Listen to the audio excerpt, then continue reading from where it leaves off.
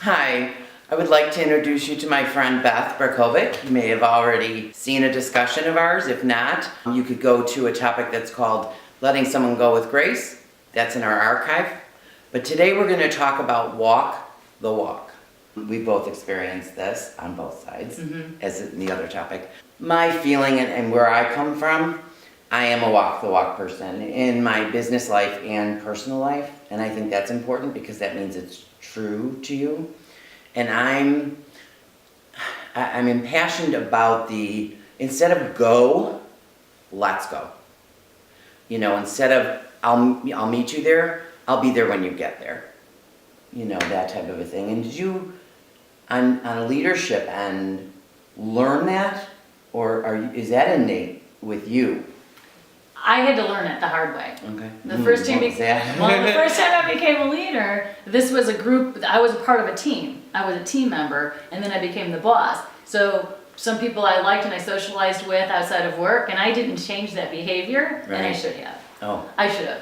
When you've got a team that reports to you, walking the walk to me means that you're fair, you're equitable, you maintain integrity. No one is perceived as a favorite ever. right. And I was horrible at it, frankly. Really? Yeah. Wow. I did something, I was getting my master's degree at that time, and I asked my team to do a 360 for me. Do you know what that is? No, I don't. A 360 is basically, it's here's how we think you're doing. So your boss, you've got your boss doing it, your peers, and then your team members. Okay. That's the 360. So you're getting, and yourself. So Oh, okay. you're getting all these different looks that you remember what not to wear, where you've got to stand in front of the 360 mirror and really see all those Yes. those bumps and places that are unattractive, You're gonna see that today. right?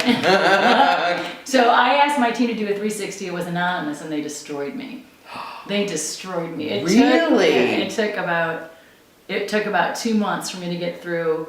Do you know Sarah? Shock, anger, resistance, acceptance, and hope. Oh, So this is. I bet. Yeah. So I was shocked. I'm like, come on, I'm nice. People are supposed to like me. And then I was angry. I'm like, these people, they don't know me. And then I resisted it. But then when you get to acceptance and hope, I asked them to complete that survey for me because I wanted to become a better leader. Right. So once I got through that, talked to some really, really smart mentors of mine and a couple of family members, I started to change my behavior so I could become a more effective leader and walk the walk. Perfect. You know?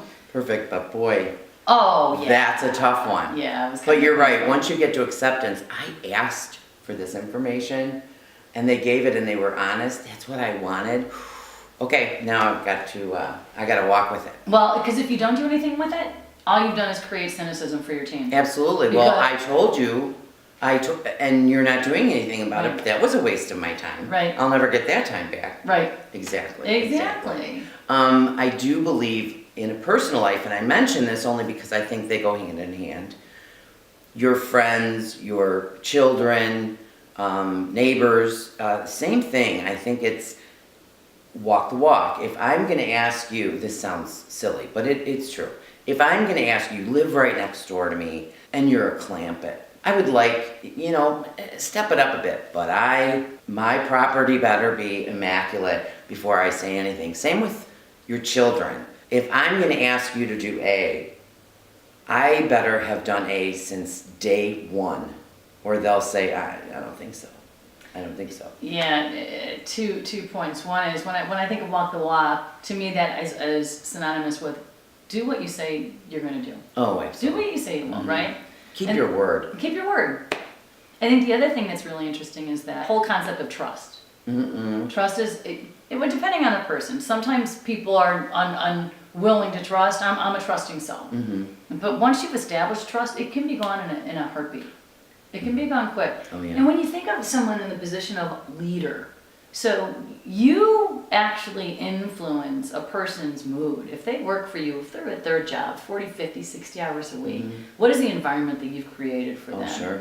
Are they walking? I've had a couple of really bad bosses, but one where you never knew what kind of mood she was going to be in. Oh. So you were always walking on eggshells, Mhm. trying to decide, okay, do I just need to keep the door closed and my head down so I'm not in her, in the line of fire today, or is she going to be in a decent mood? And how do you have a productive day when you're constantly taking temperature. Right, and you don't. No. You don't. So think about the kind of leader you are and the environment that you're creating. Mm-hmm. And if you're in a if you're in a bad mood, you're allowed to be in a bad mood. Right.